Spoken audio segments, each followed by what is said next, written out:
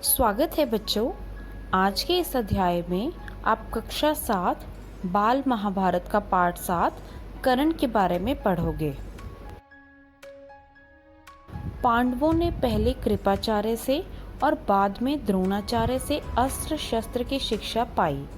उनको जब विद्या में काफ़ी निपुणता प्राप्त हो गई तो एक भारी समारोह किया गया जिसमें सबने अपने कौशल का प्रदर्शन किया। सारे नगरवासी इस समारोह को देखने आए थे। तरह तरह के खेल हुए और हर एक राजकुमार यही चाहता था कि वही सबसे बढ़कर निकले। आपस में प्रतिस्पर्धा बड़े जोर की थी, परंतु तीर चलाने में पांडुपुत्र अर्जुन का कोई सानी ना था। अर्जुन ने धनुष विद्या में कमाल का खेल दिखाया।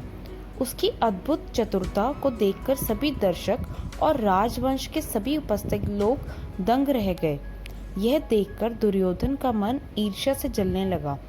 अभी खेल हो ही रहा था कि इतने में रंगभूमि के द्वार पर खम ठोकते हुए एक रोबीला और तेजस्वी युवक मस्तानी चाल से आकर अर्जुन के सामने खड़ा हो गया। यह युवक और कोई नहीं, अधिरथ द्वारा पोषित कुंती पुत्र कर्ण ही था। लेकिन उसके कुंती पुत्र होने की बात किसी को मालूम ना थी। रंगभूमि में आते ही उसने अर्जुन को ललकारा। अर्जुन, जो भी करतब तुमने यहाँ दिखाए हैं उनसे बढ़कर कौशल मैं दिखा सकता हूँ। क्या तुम इसके लिए तैयार हो? इस चुनौती को सुनकर दर्शक मंडली में बड़ी खलबली मच गई, पर ईर्ष्या की आग से जलने वाले दुर्योधन को बड़ी राहत मिली। वह बड़ा प्रसन्न हुआ। उसने तपाक से कर्ण का स्वागत किया और उसे छाती से लगाकर बोला, कहो कर्ण, कैसे आए? बताओ, हम तुम्हारे लिए क्या कर सकते हैं? कर्ण बोला, राजन, मैं अर्जुन से द्वंद्व युद्ध और आपसे मित्रता करना चाहता हूँ। कर्ण की चुनौती को सुनकर अर्जुन को बड़ा तैश आया। वह बोला, कर्ण, सभा में जो बिना बुलाए आते हैं और जो बिना किसी के पूछे बोलने लगते हैं वे निंदा के योग्य होते हैं। यह सुनकर कर्ण ने कहा, अर्जुन, यह उत्सव केवल तुम्हारे लिए ही नहीं मनाया जा रहा है। सभी प्रजाजन इसमें भाग लेने का अधिकार रखते हैं। व्यर्थ ढींगे मारने से फायदा क्या? चलो तीरों से बात कर लें। जब कर्ण ने अर्जुन को यों चुनौती दी तो दर्शकों ने तालियां बजाई। उनके दो दल बन गए। एक दल अर्जुन को बढ़ावा देने लगा और दूसरा कर्ण को। इसी प्रकार वहां इकट्ठी स्त्रियों के भी दो दल बन गए। कुंती ने कर्ण को देखते ही पहचान लिया और भय तथा लज्जा के मारे मूर्छित सी हो गई। उसकी यह हालत देखकर विदुर ने दासियों को बुलाकर उसे चेत करवाया। इसी बीच कृपाचार्य ने उठकर कर्ण से कहा, अज्ञात वीर, महाराज पांडु का पुत्र और कुरुवंश का वीर अर्जुन तुम्हारे साथ द्वंद्व युद्ध करने के लिए तैयार है, किंतु तुम पहले अपना परिचय तो दो। तुम कौन हो, किसके पुत्र हो, किस राजकुल को तुम विभूषित करते हो? द्वंद्व युद्ध बराबर वालों में ही होता है। कुल का परिचय पाए बगैर राजकुमार कभी द्वंद्व करने को तैयार नहीं होते। कृपाचार्य की यह बात सुनकर कर्ण का सिर झुक गया। कर्ण को इस तरह देखकर दुर्योधन उठ खड़ा हुआ और बोला, अगर बराबरी की बात है तो मैं आज ही कर्ण को अंग देश का राजा बनाता हूँ। यह कहकर दुर्योधन ने तुरंत पितामह भीष्म एवं पिता धृतराष्ट्र से अनुमति लेकर वहीं रंगभूमि में ही राज्याभिषेक की सामग्री मंगवाई और कर्ण का राज्याभिषेक करके उसे अंग देश का राजा घोषित कर दिया। इतने में बूढ़ा सारथी अधिरथ, जिसने कर्ण को पाला था, लाठी टेकते हुए और भय के मारे कांपता हुआ सभा में प्रविष्ट हुआ। कर्ण, जो अभी अभी अंगदेश का नरेश बन गया था, उसको देखते ही धनुष नीचे रखकर उठ खड़ा हुआ और पिता मानकर बड़े आदर के साथ उसके आगे सिर निवाया।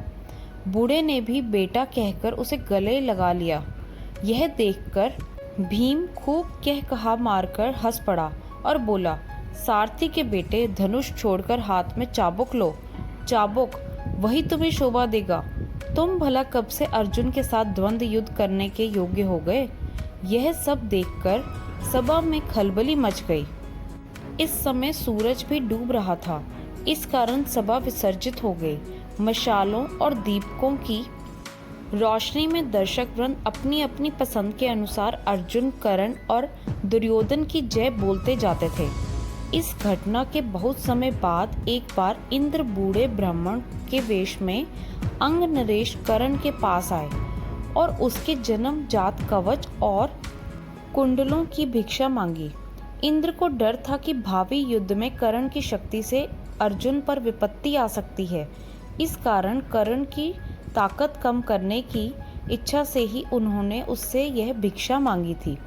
कर्ण को सूर्यदेव ने पहले ही सचेत कर दिया था कि उसे धोखा देने के लिए इंद्र ऐसी चाल चलने वाले हैं, परंतु कर्ण इतना दानी था कि किसी के कुछ मांगने पर वह मना कर ही नहीं सकता था। इस कारण यह जानते हुए भी कि भिखारी के वेश में इंद्र धोखा कर रहे हैं, कर्ण ने अपने जन्मजात कवच और कुंडल निकालकर भिक्षा में दे दिए। इस अद्भुत दानवीरता को देखकर इंद्र चकित रह गए। कर्ण की प्रशंसा करते हुए बोले, कर्ण, तुमसे मैं बहुत प्रसन्न हूँ, तुम जो भी वरदान चाहो मांगो। कर्ण ने देवराज से कहा, आप प्रसन्न हैं तो शत्रुओं को संहार करने वाले अपना शक्ति नामक शस्त्र मुझे प्रदान करें। बड़ी प्रसन्नता के साथ अपना वह शस्त्र कर्ण को देते हुए देवराज ने कहा, युद्ध में तुम जिस किसी को लक्ष्य करके इसका प्रयोग करोगे वह अवश्य मारा जाएगा, परंतु एक ही बार तुम इसका प्रयोग कर सकोगे। तुम्हारे शत्रु को मारने के बाद यह मेरे पास वापस आ जाएगा। इतना कहकर इंद्र चले गए। एक बार कर्ण को परशुराम जी से ब्रह्मशस्त्र सीखने की इच्छा हुई, इसलिए वह ब्राह्मण के वेश में परशुराम जी के पास गया और प्रार्थना की कि उसे शिष्य स्वीकार करने की कृपा करें। परशुराम जी ने उसे ब्राह्मण समझकर शिष्य बना लिया। इस प्रकार छल करने से कर्ण ने ब्रह्मशस्त्र चलाना सीख लिया। एक दिन परशुराम कर्ण की जांघ पर सिर रखकर सो रहे थे। इतने में एक काला भौरा कर्ण की जांघ के नीचे घुस गया और काटने लगा। कीड़े के काटने से कर्ण को बहुत पीड़ा हुई और जांघ से लहू की धारा बहने लगी, पर कर्ण ने इस भय से कि कहीं गुरुदेव की नींद न खुल जाए, जांघ को जरा भी हिलाया डुलाया नहीं। जब खून से परशुराम की देह भीगने लगी तो उनकी नींद खुली। उन्होंने देखा कि कर्ण की जांघ से खून बह रहा है। यह देखकर परशुराम बोले, बेटा सच बताओ तुम कौन हो? तब कर्ण असली बात छिपा न सका। उसने स्वीकार कर लिया कि वह ब्राह्मण नहीं बल्कि सूत पुत्र है। यह जानकर परशुराम को बड़ा क्रोध आया, अतः उन्होंने उसी घड़ी कर्ण को श्राप देते हुए कहा, चूंकि तुमने अपने गुरु को ही धोखा दिया है, इसलिए जो विद्या तुमने मुझसे सीखी है वह अंत समय में तुम्हारे किसी काम न आएगी। ऐन वक्त पर तुम उस भूल जाओगे और रण क्षेत्र में तुम्हारे रथ का पहिया पृथ्वी में धंस जाएगा। परशुराम जी का यह श्राप झूठा न हुआ।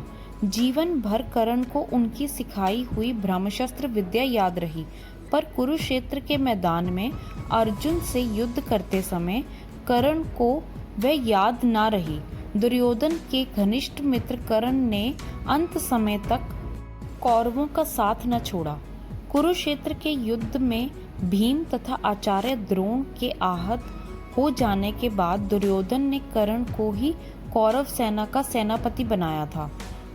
कर्ण ने 2 दिन तक अद्भुत कुशलता के साथ युद्ध का संचालन किया।